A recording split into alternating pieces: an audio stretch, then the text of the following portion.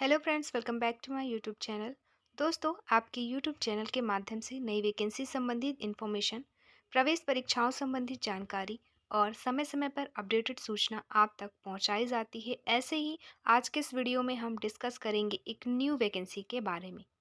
लगभग 1000 पदों पर ये भर्ती की जानी है और भर्ती जो की जाएगी वो है आईडीबीआई बैंक में। तो आईडीबीआई बैंक के थ्रू ये वैकेंसी निकाली गई है, एग्जीक्यूटिव के पदों के लिए है। चलिए देखते हैं पूरी इन्फॉर्मेशन।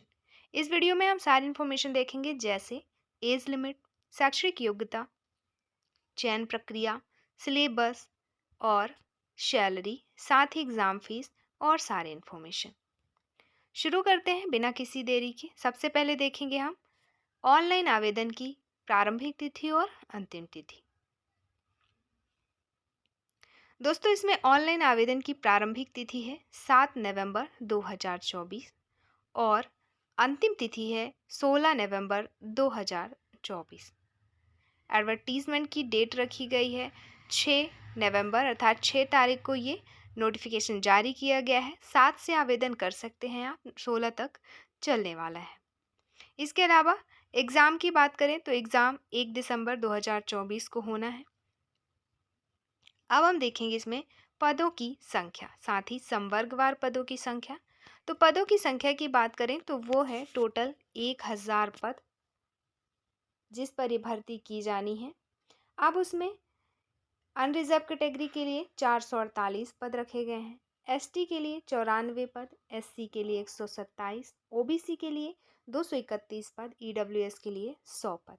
बात करें पीडब्ल्यूबीडी के लिए तो वीएच अर्थात विजुअली हैंडीकैप्ड वालों के लिए 10 पद, एचएच अर्थात हियरिंग हैंडीकैप के लिए 10 पद, ओएच अर्थात ऑर्थोपेडिकली हैंडीकैप्स के लिए 10 पद और एमडी या आरडी के लिए अर्थात मल्टीपल डिसेबिलिटी वाले के लिए और या फिर इंटेलेक्चुअल डिसेबिलिटीज़ वालों के लिए 10 पद रखा गया है।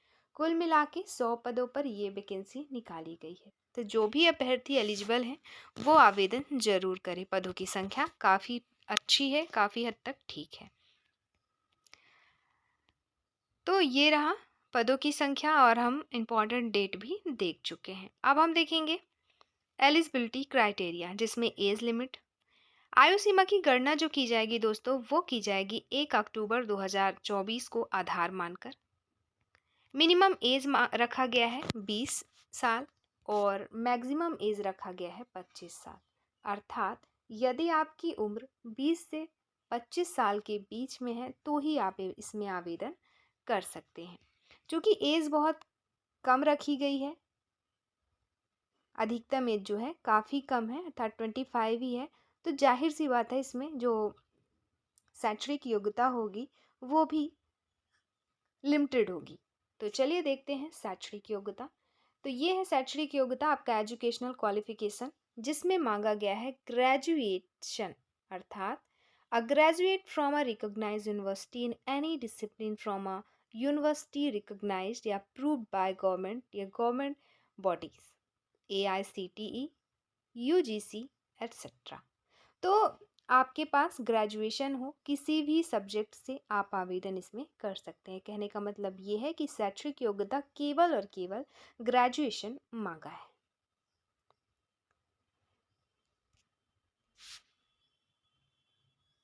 आगे लिखा है passing only diploma course will not be considered as qualifying the eligibility criteria. यहाँ पे डिग्री ही मान्य होगा, डिप्लोमा कोर्स मान्य नहीं होगा।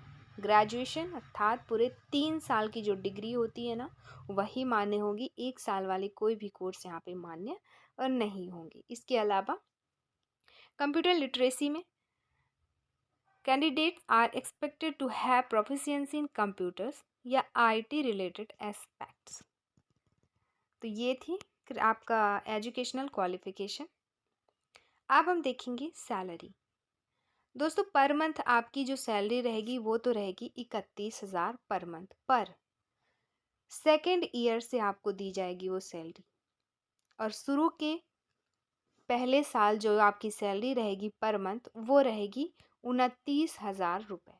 अर्थात स्टार्टिंग में आपको 29,000 रुपये दी जाएगी 1 साल तक, फिर अगले साल से आपकी सैलरी बढ़ाकर 31,000 रुपये पर मंथ कर दी जाएगी।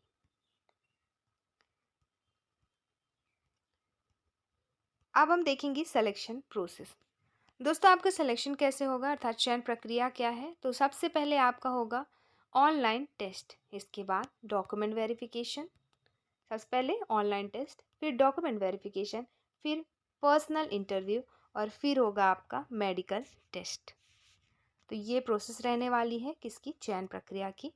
अब हम देखेंगे जो आपका ऑनलाइन टेस्ट होगा वो कितने नंबर का होगा, कितना टाइम दिया जाएगा, कौन कौन सब्जेक्ट्स के क्वेश्चन रहेंगे, सारी इन्फॉर्मेशन। तो ये जो आपका एग्ज़ाम होगा वो टोटल 120 मिनट का रहेगा,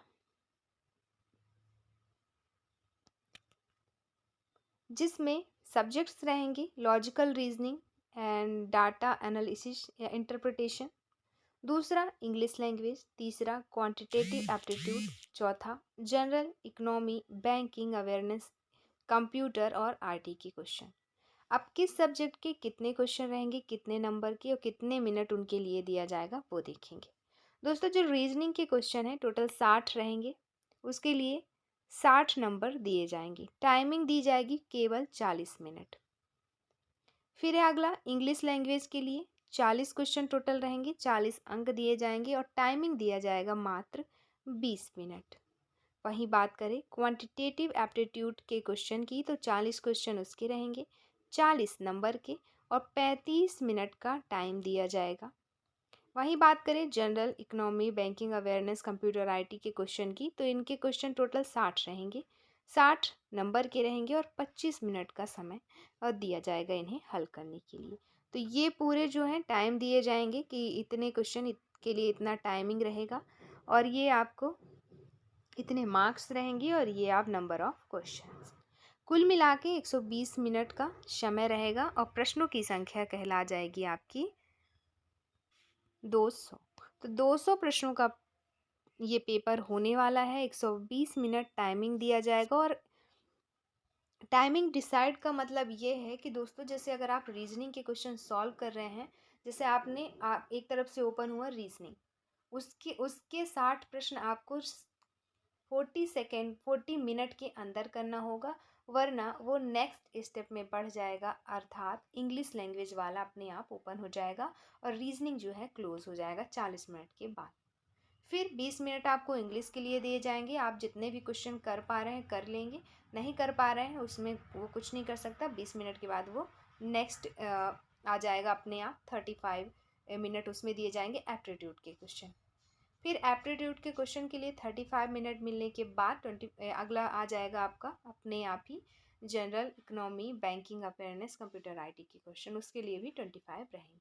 तो ये ऐसे इसका अलग अलग डिसाइड करने का मतलब ये है। बात करें निगेटिव मार्किंग की तो यहाँ पे जो निगेटिव मार्किंग है वो है 1/4 की, अर्थात 2.25 कटेंगे अगर आप एक क्वेश्चन गलत करते हैं तो। फिर आपका डॉक्यूमेंट वेरिफिकेशन, पर्सनल इंटरव्यू और फिर जाके आपका मेडिकल टेस्ट होगा। इंटरव्यू भी 100 नंबर का होगा।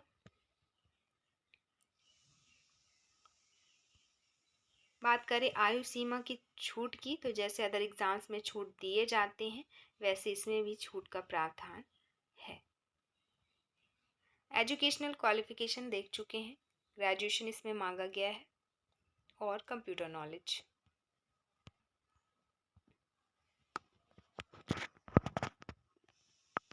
अप्लाई कैसे करना है, या तो आप खुद से भी कर सकते हैं या किसी ऑनलाइन सेंटर से। कैसे करना है उसकी पूरी प्रोसेस भी दी गई है।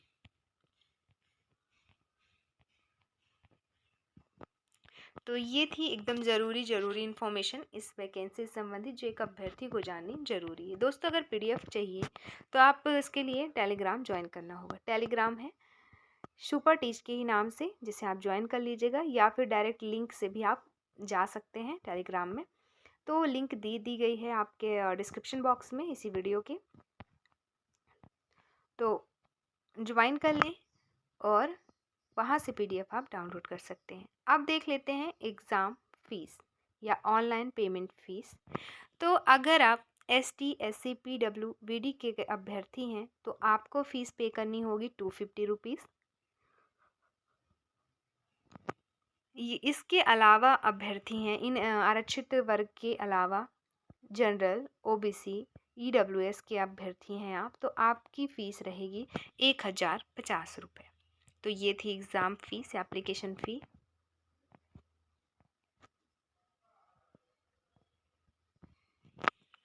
दोस्तों, जब आपका डॉक्यूमेंट वेरिफिकेशन होगा तो उसके लिए कौन कौन से डॉक्यूमेंट आपको ले जाने होंगे उसकी लिस्ट दी गई है।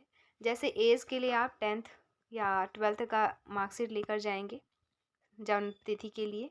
फिर एजुकेशनल क्वालिफिकेशन में 10, 12 ग्रेजुएशन। इसके बाद कास्ट सर्टिफिकेट में जाति, निवास प्रमाण पत्र, अगर आपके पास वर्क एक्सपीरियंस है तो वो भी रख लें। फिर PWD से है तो उसका सर्टिफिकेट और फ़ोटो 2 ठो। तो ये डॉक्यूमेंट आपको जो है लेकर जानी है। साथ ही आपके पास पैन कार्ड हो या फिर मतलब एक आइडेंटिटी कार्ड भी लेकर जानी है फ़ोटो के साथ। आधार कार्ड, पैन कार्ड, पासपोर्ट या ड्राइविंग लाइसेंस या वोटर कार्ड कुछ भी।